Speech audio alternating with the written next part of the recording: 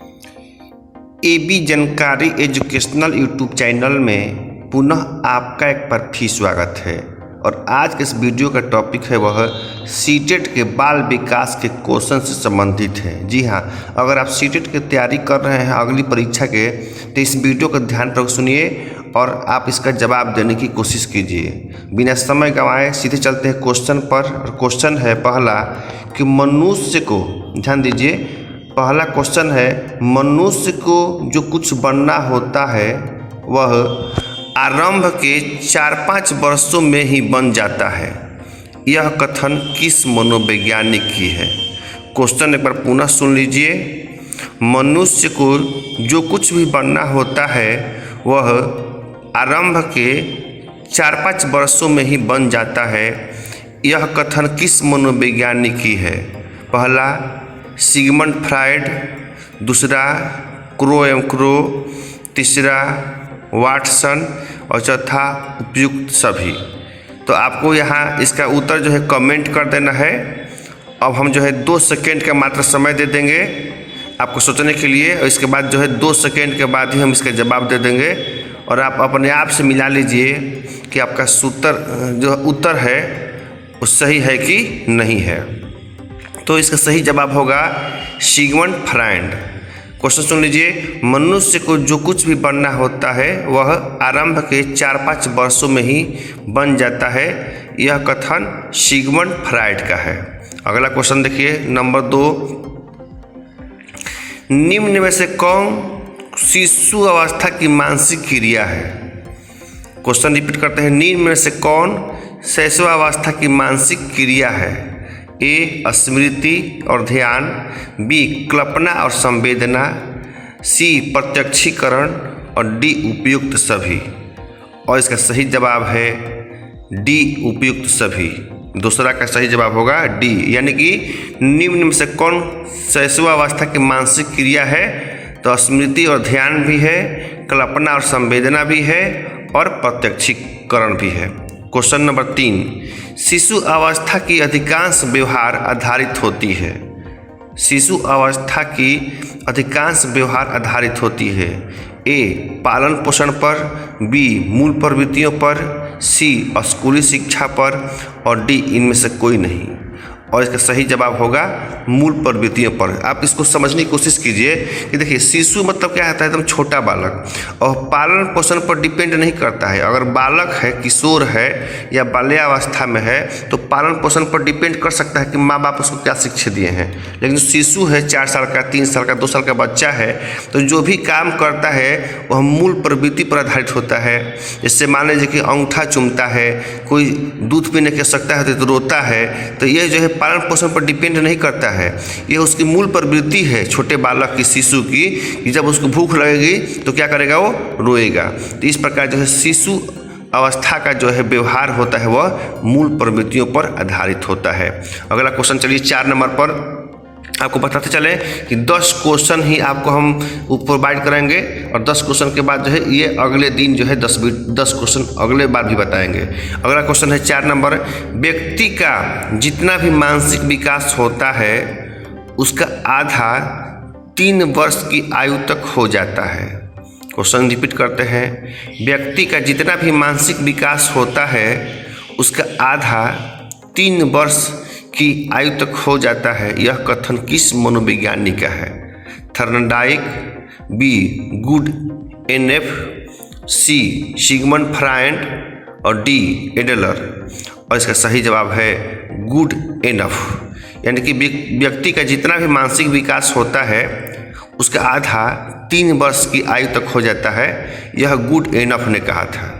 चलिए अगला क्वेश्चन देखिए 5 नंबर पर, कि बालक 6 वर्षों के बाद के 12 वर्षों की दुगुना सीख लेता है। सुन लीजिए, बालक 6 वर्षों में, मतलब कि जो 1 से 6 वर्ष में बाद के 12 वर्षों के, यानी कि जो बालक जो है 1 से 6 वर्ष में जितना सीखता है उतना जो है वह 6 से 18 वर्ष में सीखता है। सोच लीजिए, इसको समझने की कोशिश कीजिए कि बालक 6 वर्षों में बाद के 12 वर्षों के दूना सीख लेता है। यह कथन किस मनोवैज्ञानिक का है? पहला Goodenough, B Adler, C Crow and Crow और डी गैसल। और इसका सही जवाब होगा 5 के डी का सही जवाब होगा वह है डी गैसल।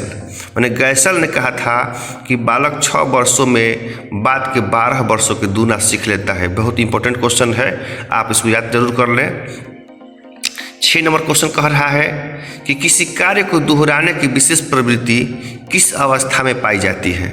कोई भी कार्य हो उसको बार बार करने की इच्छा जागृत किस अवस्था में होती है। शिशु अवस्था में, बाल्यावस्था में, किशोरावस्था में या प्रौढ़ावस्था में। और 6 का सही जवाब होगा शिशु अवस्था में। ध्यान दीजिए, 6 का पहला सही जवाब होगा ए शिशु अवस्था में। यानी कि शिशु अवस्था में किसी भी कार्य को दोहराने की प्रवृत्ति पाई जाती है शिशु अवस्था में। पुनः सुन लीजिए कि किसी कार्य को कोई भी कार्य हो उसको दोहराने की विशेष प्रवृत्ति किस अवस्था में पाई जाती है, तो शिशु अवस्था में। जैसे माता को देखता हुए पूजा करते हुए तो भी पूजा करने की कोशिश करता है, माता घंटी बजाती है तो भी घंटी बजाने की कोशिश करता है, माता माचिस जलाती है तो छोटा बच्चा ही माचिस जलाने की कोशिश करता है। इस प्रकार जो है दोहराने की विशेष प्रवृत्ति जो है शिशु अवस्था में पाई जाती है। क्वेश्चन नंबर 7, मनोवैज्ञानिकों के अनुसार शिशु अवस्था में मुख्यतः कौन कौन से संवेग शिशुओं के द्वारा प्रदर्शित किए जाते हैं। क्वेश्चन समझने के लिए हम रिपीट कर देते हैं। मनोवैज्ञानिकों के अनुसार शिशु अवस्था में मुख्यतः कौन कौन से संवेग शिशुओं के द्वारा प्रदर्शित किए जाते हैं।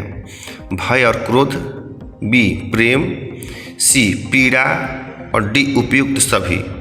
पुनः क्वेश्चन सुन लीजिए। और एक बात और, यह वीडियो स्पष्ट दिखाई नहीं दे रहा है तो वीडियो क्वालिटी बढ़ा लीजिए जिससे कि यह वीडियो स्पष्ट दिखाई दे। तो अगला क्वेश्चन है, रिपीट कर देते हैं, आप समझ गए होंगे कि मनोवैज्ञानिकों के अनुसार शिशु अवस्था में मुख्यतः कौन कौन से संवेग शिशुओं के द्वारा प्रदर्शित किए जाते हैं।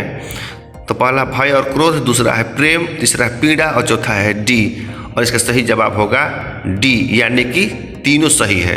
यानी कि शिशु अवस्था में भय और क्रोध भी शिशु में पाया जाता है और प्रेम भी पाया जाता है और पीड़ा का भी संवेग होता है शिशुओं में। अगला क्वेश्चन 8 नंबर है, शिशु का अपने अंगों से प्रेम करना, माता का स्तनपान करना और अंगूठे का चूसना किस बात का घोतक है। और पहला है आत्म प्रेम, बी है कल्पनाशीलता, सी है काम प्रवृत्ति और डी है अपरिपक्वता। और इसका सही जवाब है काम प्रवृत्ति। क्वेश्चन नंबर 9 पर चलिए। यदि शिशु के मूल प्रवृत्तियों का दमन कर दिया जाए तो शिशु पर क्या प्रभाव पड़ेगा। यदि शिशु के मूल प्रवृत्तियों का दमन कर दिया जाए तो शिशु पर क्या प्रभाव पड़ेगा। मूल प्रवृत्ति मतलब कि जो भी उसकी इच्छा है करने की उसको बार बार रोका जाए तो क्या होगा। पहला शारीरिक विकास पर बुरा प्रभाव पड़ेगा, बी मानसिक विकास पर बुरा प्रभाव पड़ेगा, सी ए और बी दोनों और डी इनमें से कोई नहीं। और इसका सही जवाब होगा सी, यानी कि शारीरिक विकास पर भी बुरा प्रभाव पड़ेगा और मानसिक विकास पर बुरा प्रभाव पड़ेगा। इस प्रकार शिशुओं को जो है बार बार जो है उसको प्रवृत्ति को दमन नहीं करना चाहिए। और लास्ट क्वेश्चन है, जैसा कि आपको जानकारी होगा कि हम जो है 10 ही क्वेश्चन एक सेट में उपलब्ध कराएंगे और उसके बाद जो है इस वीडियो को बंद कर देंगे। फिर जो है सुबह आप या शाम में नेक्स्ट वीडियो हम आपको सामने उपलब्ध कराएंगे, तो जिससे कि आप अच्छे से याद कर सकें। एक बात और कहना चाहते हैं कि इस क्वेश्चन को कम से कम 2 बार सुनिए, एक बार सुनने से याद नहीं होता है। कम से कम 2 बार इस वीडियो को देखेंगे तो निश्चित रूप से आपको समझ में आ जाएगा और याद भी हो जाएगा। अगला लास्ट क्वेश्चन 10 नंबर पर है, शिशुओं की अभिव्यक्ति, सुन लीजिए, शिशुओं की आत्मा अभिव्यक्ति का सबसे अच्छा साधन निम्न में से कौन सी है।